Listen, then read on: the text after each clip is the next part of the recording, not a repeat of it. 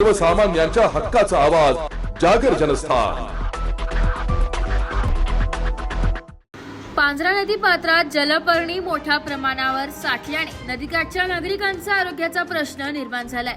ही जलपर्णी पांझरा नदीतून पुढे ढकलण्यात यावी अशी मागणी आता सामान्य नागरिकांमधून व्यक्त करण्यात येते।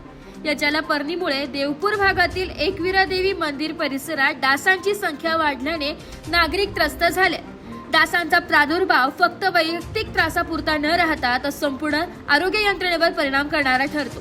त्यामुळे स्थानिक पातळीवर तातडीने उपाययोजना राबवणे आणि धुळे मनपा प्रशासनाकडून त्याला पूरक ठोस कृती अपेक्षित आहे, अशी प्रतिक्रिया सामाजिक कार्यकर्ते ललित माळी यांनी यावेळी व्यक्त केली आहे। जागर जनस्थानकरिता प्रतिनिधी रूपक बिरारी, धुळे। नदी पांझरा नदीवर आलेलो आहे।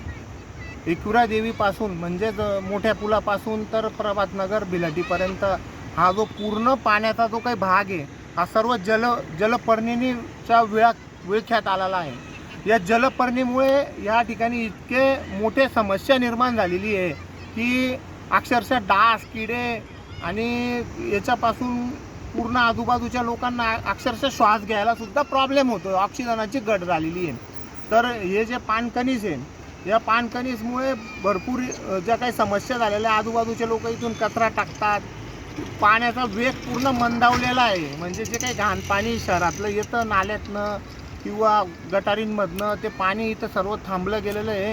ही जलपर्णिकेला पुढे वाहू देत नाही आहे। पूर्ण इथलं वातावरण, नदीचं सौंदर्य सगळं नष्ट झाल्यासारखं झालेलं आहे। इथला जो प्रमुख स्थानिकांचा जो मासेमारीचा उद्योग होता तो सुद्धा या ठिकाणी त्या माशांना त्या पूर्ण जलपर्णीमुळे श्वास घ्यायला सुद्धा मध्ये तकलीफ होते। तर महानगरपालिकेने बजेट करावा, याचा बजेट नसेल तर काहीतरी उपाययोजना करून ही जलपर्णी